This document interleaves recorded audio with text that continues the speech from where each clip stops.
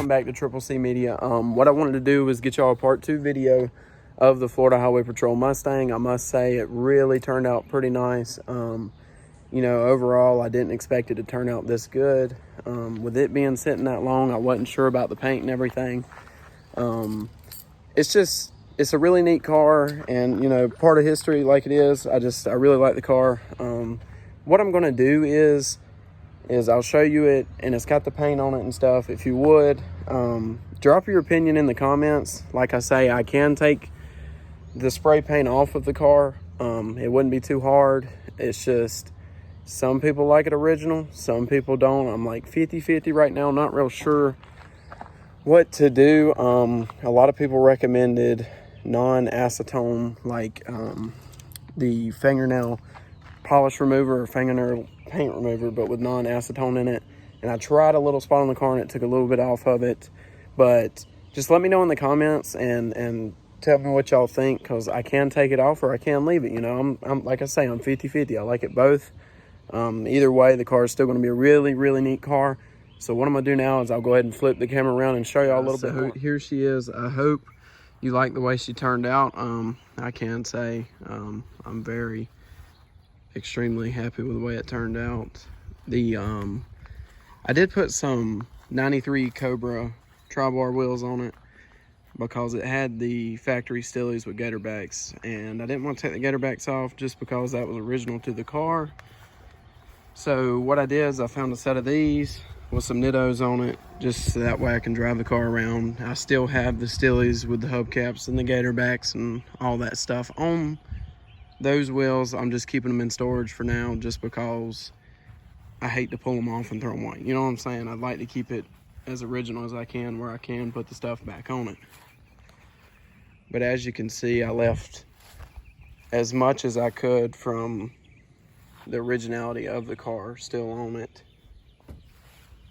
As far as all the paint goes, all the orange paint still on the car.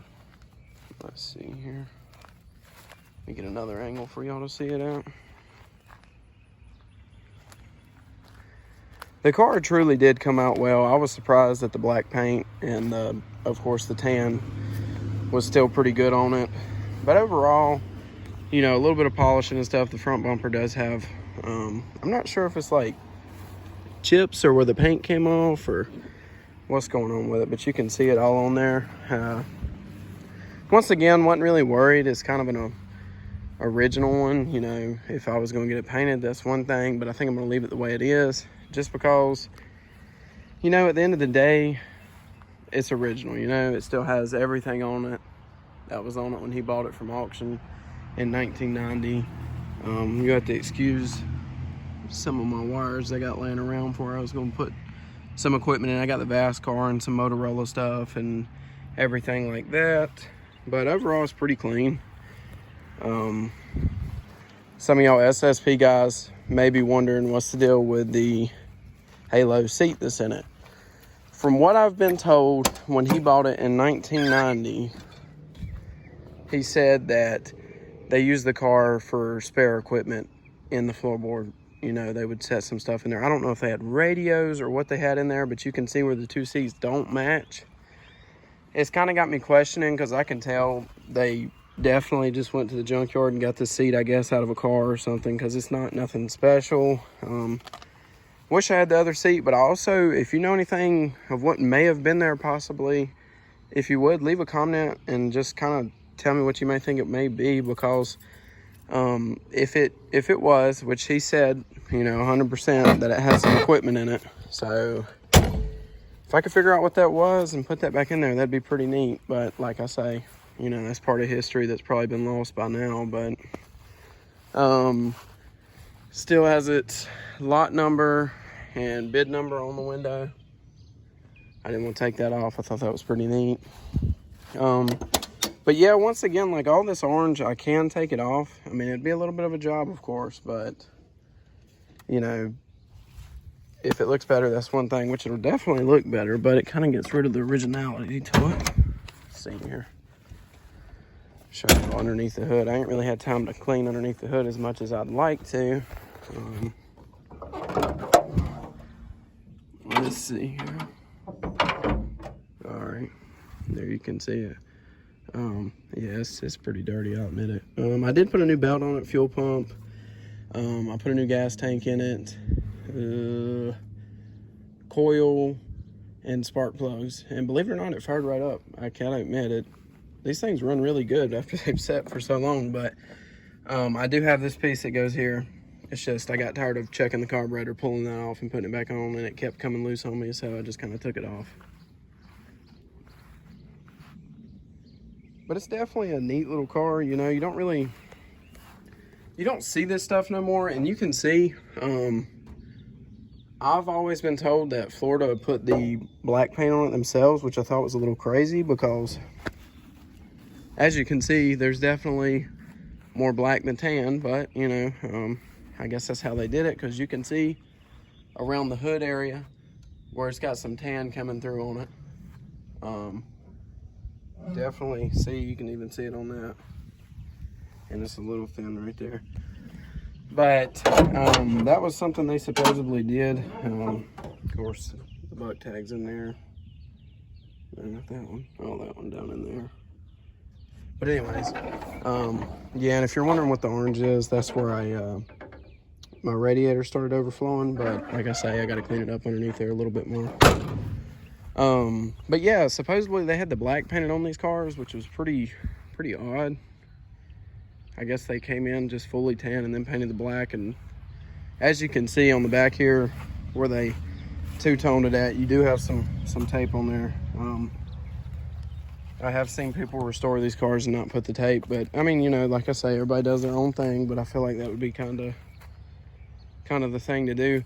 And another neat thing is Duval, Duval Ford. This was on the back of this car. So I went digging into, you know, Google, of course. So I was looking on there, I was like, I'm gonna look up Duval Ford and just see why this would be on this car. And I got to looking it up, and supposedly even to this day, they still get cars for the state of Florida, so that way they can use them. It's pretty neat.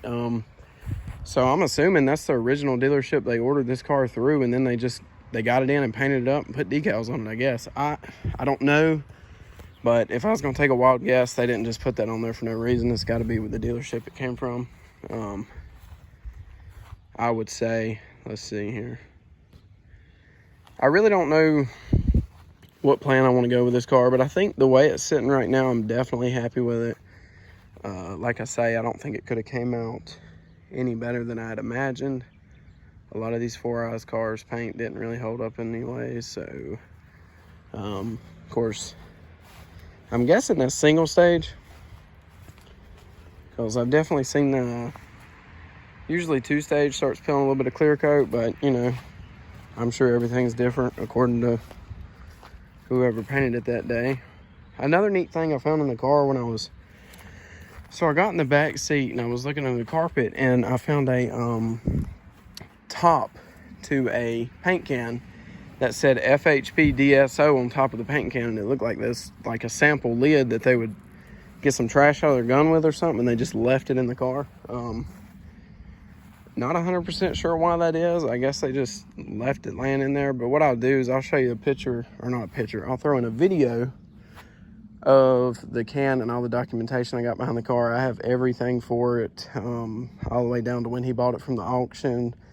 I even have a little booklet that's pretty neat. It says FHP vehicle service history, I guess, and it's, you know, filled out and everything, which is pretty neat. You don't really see stuff like that with these cars.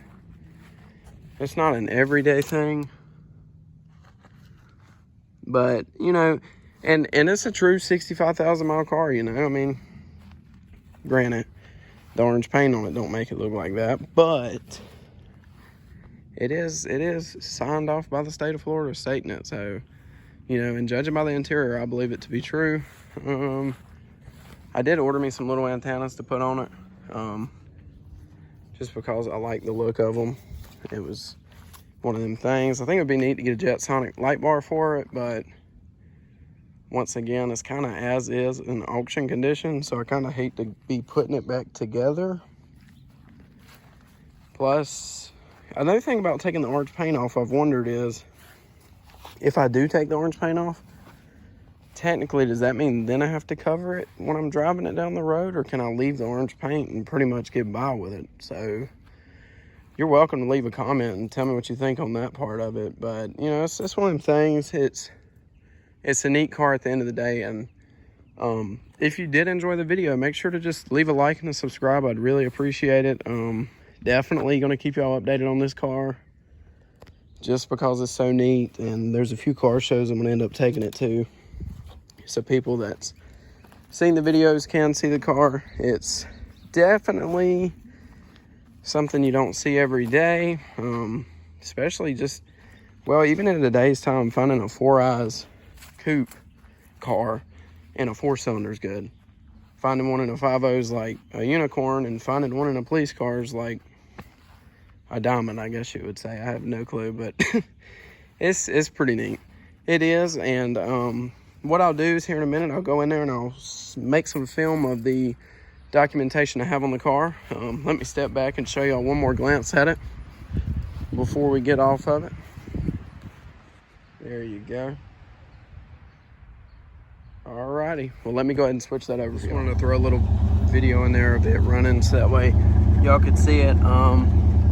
Yeah, it's just stock exhaust, so nothing to be really excited over, but just so y'all do know, it is running. Let's see if I can get the phone to focus. But it runs really good. You know, really, it's got good oil pressure and everything. A lot of people's like, man, the police probably dogged them cars and everything else. But, I mean, it was kind of used for a pursuit vehicle, and I kind of understand that. So, but I will be honest with you, most 302 or 5.0s or however you want to say it, most of these engines are just, they're really strong. They typically run for a very long time. You know, it's just one of them things. And I've had some, you know, you pull them out and you get to working on them, and then it's like, you know, it may be a computer, fuel pump. I mean, if it's been sitting over some years, but typically they don't have any major issues. A lot of people, if they do have major issues, it's probably because they wasn't maintained very well, or somebody was trying to get like 500 horsepower of a stock block. I mean, you know, it's not going to hold up. It's not supposed to. So, but yeah, let me go ahead. I'm going to drive off, and I'll go ahead and film y'all. Oh, that's right. I need to film y'all the paperwork on it. So I'll go ahead and I'll get out of here, and I'll go ahead and film that for you, and then I'll hopefully get this video up here soon. Guys, so I made it back home, and I wanted to show y'all some of the paperwork real quick that I got with the car. I kind of framed it. Go ahead to excuse it. That one right there is falling down just a little bit, but I can fix it, like I say. So what I'll do is go ahead and show y'all. If you didn't see the video prior to it, here's where it was. It was sitting in Florida, Lake Wells, Florida. I picked it up and brought it back to North Carolina. But you can see, man, was that thing molded and just filthy. All right, look, let's see. So here it is. That was just a cool picture I wanted to put in there. All right, let's see. There it is, cleaned up. There it is when we pulled it out. Sorry about the glare that's on the picture frame there, but as you can see, big difference. All right. So right here is some of the stuff I wanted to show you. He got it by, let's say, First Coast Auction and Realty sold it, Jacksonville, Florida. Yeah, look at that price. Yeah, but anyways, it's crazy. $2,400. Well, a little $2,400 and some change, and it's got the, let's see, FHP 1289 86 Ford Mustang. It's a neat piece, and right here's the guy's name that I got it from, and you can see that's just another receipt, and it was July 28th, 1990. Let's see. If you'll see there, that's what's on the windshield of the car, buyer number 401, lot number 108, and unit number was 1289 FHP. There's another one of those. I had two of them, so it's like I'm just gonna frame them together. I guess it was like, I don't know why you got two, but anyways, all right. Let's see, well, that's another copy too. It's neat. I wanted to frame it all together and make sure I had it. That is the, oh, sorry, didn't mean to turn that. There is the 85 Mustang Owner's Guide. That's the one that came with it. And right here is what I wanted to show y'all. FHP number 1289 I know it's not open, but I wanted people to see that part, which is pretty neat. It's an actual Florida Highway Patrol motor vehicle service record. So inside of it is filled out dates that the car was done, and it goes all the way up to like 63,000 miles, I think. So James, who I bought it from, he didn't really drive the car too much, which he did kind of live in Florida with a car that he didn't want to take the stuff off of. So I would say if he did drive it, that's some serious trouble. That, you know, that's just what I'm saying. I feel like it would be. All right. This is a copy I took of the title that James got.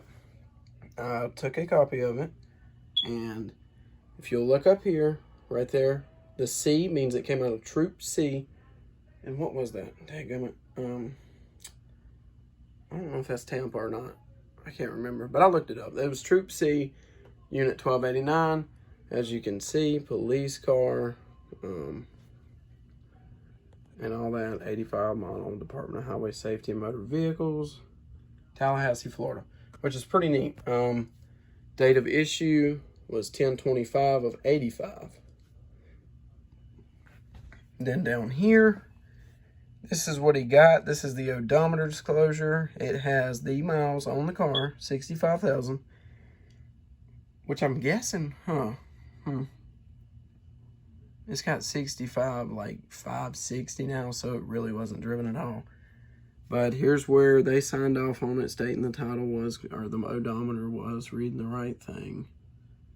You know, most FOXBODY people are, you know, they ain't got the triple digit odometers. They want to think that 120,000 mile car has 20,000 miles. But needless to say, I hope your interior is really good and your engine bay is clean, because I highly doubt it. And then here's a picture of me when I got it from him. This right here was James. And this was another guy that was helping us. Real good people, great people.